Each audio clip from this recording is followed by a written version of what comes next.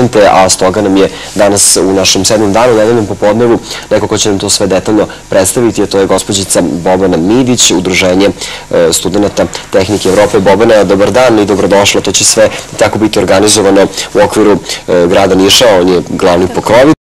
A šta će se zaista dešavati na Elektronskom fakultetu, kakav je to sajam? Pre svega, dobar dan. 1. decembra organizovat ćemo sajam koji se zove Job Fair, sajam posla i stručnih praksi, takođe sa sloganom Tvoja karijera počinje ovde, što se mi nadamo za sve studente, za sve diplomce koji će posetiti taj dan naš sajam. Oni preko sajta našeg jobfairniš.rs mogu da ostave svoj CV, to je da popune određeni template, znači nije potrebno da poznaju ispravno pisanje, najpravilnije, najtačnije CV-a, biografije, ali najosnovnije stvari, tako je, kako bi svi imali baš identičan CV, a takođe će to moći učiniti i na sam dan sajma. Interesuje me, mogu da se prijave, tako samo oni koji su studenti tehničkih fakulteta, znači elektronika, mašinstvo ili svi ostali? Mogu svi ostali. Zapravo, znači, studentska organizacija BESTA, odnosno Udruženje studenta Tehnike Evrope, je registrovana na Niškom univerzitetu, tako da mi pokrivamo sve studente. Istina je da najviše kompanije koje su učesnici ovog sajma su vezana za elektrotehniku, ali, bože moj, ima raznovrsnih stvari, tako da ne bih ja to ograničavala samo na te studente, odnosno diplomci. Dakle, to je samo 1. decembra, dakle u okviru čitavog dana će sve to biti ovako možda malo animirano na Elektronskom fakultetu.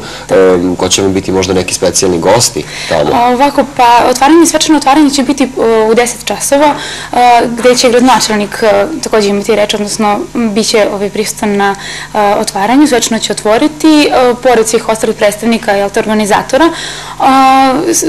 Naš pokrovitelj, znači generalni pokrovitelj je grad Niš, to smo već pomenuli, a kompanija Sibus je takođe jedan od pokrovitelja, imamo negde 15 učesnika, kompanija učesnika, imamo puno prijatelja ove godine, ovo je drugi put kako organizujemo sajam, nadamo se će biti mnogo uspešnije nego naravno. Kada govorimo o studentima, dakle, vrlo je važno da se sve te stručne prakse koje se možda obavljaju u inostranstvu i to, možda da se ti studenti vrate ovde pa da sva ta iskustva možda na pravi način primene. Hoće ti sajmovi zapošljavanja za studente možda malo da pomognu u toj edukaciji, ili tako? Tako je, mi se baš nadamo i činjenica je da studenti gledaju da te prakse odrade možda u inostranstvu. Malo je teže to ovde, ali možda je to dobar način da se ipak odmah naši studenti povežu sa našim kompanijama, da odmah odrade tu praksu ovde, jer obaveza svakog studenta je na završnoj godini da ima tu stručnu praksu odrađenu.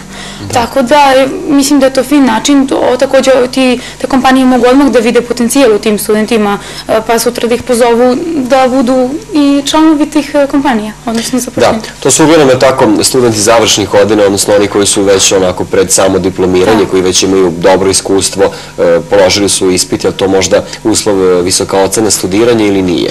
Ne, to mam posao. Znači mogu svi, je li tako? Svi mogu, naravno, zavisi od kompanije, samo kompanije će birati, tako da gledat će vjerojatno koliko stručnosti je njima potrebna. Takođe, recimo, interesantno da pomenemo da će na sam dan Job Faira biti organizovane još neke slične, odnosno dodatne manifestacije, a to je inženjersko takmičenje vetrom u leđa, tako smo ga nazvali, ne bih ja to puno sada otkrivala. To je neka vrsta kao nekih dodatnih aktivnosti. Tako, dodatnih aktivnosti, pošto će se Job Fair održati u holu fakulteta elektronskog, koji je veoma veliki, postojeći određeni deo koji će biti specijalno za to takmičenje, studenti će dobiti materijal, oni su se već po grupama i prijavljivali, organizovali su sami svoje timove, dobit će određeni materijal i na kraju za nekih možda 3 sata oni će imati već gotove sad robote ili šta već, to ćemo vidjeti. Odlično, a za sve one koji možda žele da učestvuju ovako, da sve to prate, koji su zainteresovani, bez obzira da li su studenti ili ako idu u srednju školu, da li mogu da dođu? Mogu, baš tako i za srednjoškolci imamo jedan mali kviz, to je organizovao Elektronski fakultet koji je organizator ovog događaja, oni će imati kviz iz oblasti informatike, oni mogu da se prijavljaju do 30. odnosno do ponedeljka, takođe preko našeg sajta jobfairniš.rs i opet za vreme trajanja Job Faira će biti organizovano to od 12 do 2. Da. Ćemo da dodamo još možda neke podatke od ovih ovako zvanica koje će još biti možda tamo, će biti neki političari, neki ljudi koji se bave možda iz ministarstva, eventualno ili neće biti? Pa nemamo goste iz ministarstva, ali Nacionalna služba za zapošljavanje će takođe biti jedan od učesnika.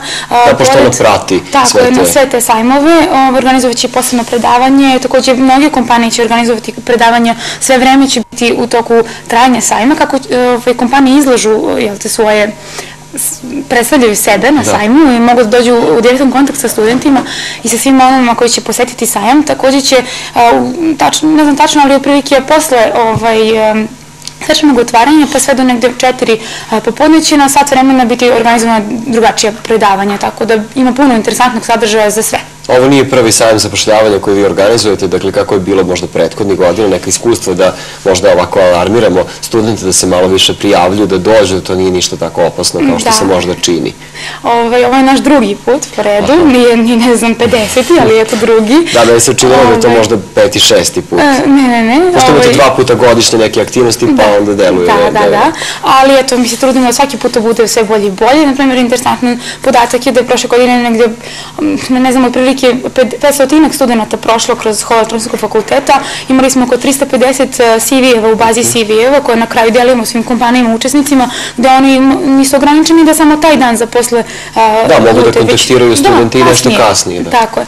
Tako da se nadamo da ove godine minimum dupliramo tu broj. A koliko je samo procedura razgovora sa predstavnikom kompanije? Kada student dođe na štand kompanije i koja je to procedura, koliko otprilike 10-15 minuta traje to? U stvari, rad se preda, pa se ta komisija iz njihove kompanije možda sve to pregleda, pa onda... Tako, to je otprilike individualno zavisno od svake kompanije, oni koliko smatraju da treba, a s druge strane, mislim da je to više ovako neki opušteni razgovor, baš konkretno na sajmu. Ako ih oni posle pozovu, verovatno je to sada konkretan intervju, upoznavanje sa... Onda je to već nešto malo detaljnije. Tako, oni sami imaju svoju proceduru, ali na sajmu je to više ovako opušteno, prosto da se svi upoznaju međusobno, jednostavno taj prvi kontakt da bude što jednostavniji. Mislim da studenti apsolutno ne trebaju da se plaše ničega. Šta bi ti preporučila studentima i studentkinjima kako da možda ostave bolji utisak predstavnicima kompanije kako bi ih oni pozvali kasnije?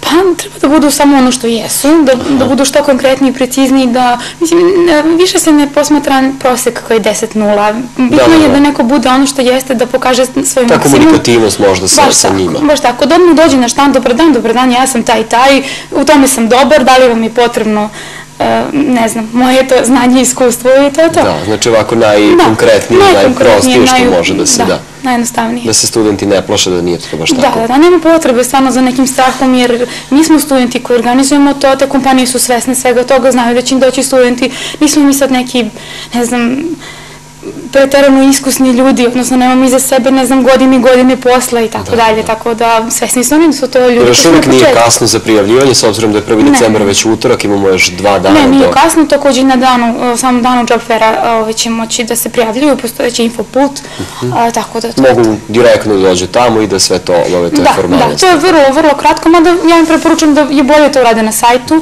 jer će posle moći samo da prešetaju, moći će da imaju više vremena tamo za kompanije za sve. Dakle, još jednom da podsjetimo, utorak 1. decembar u holu Elektronskog fakulteta sajam zapošljavanja i stručnih praksi za studente, ne samo elektronike i mašinstva, nego i sve ostale studenti koji žele možda da nađu neki dobar posao. Da, u organizaciji studentske organizacije Best Niš, odnosno Udruženje studenta tehnike Evrope.